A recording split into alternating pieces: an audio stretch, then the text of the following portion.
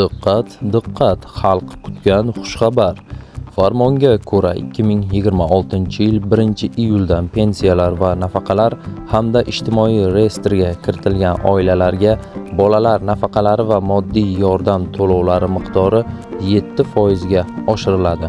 Bunda yoshga doir eng kam pensiya miqdori oyiga 983 ming so'mni tashkil qiladi. Nogironlik pensiyalarining eng kam miqdori oyiga 1 083 ming so'mni tashkil etadi.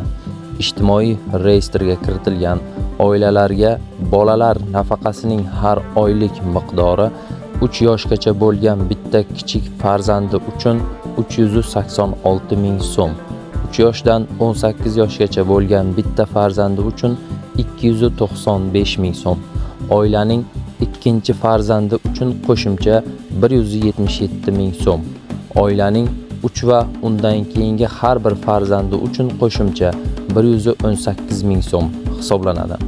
Ijtimoiy reyestrga kiritilgan oilalar uchun moddiy yordamning oylik miqdori 450 ming so'm etib belgilandi.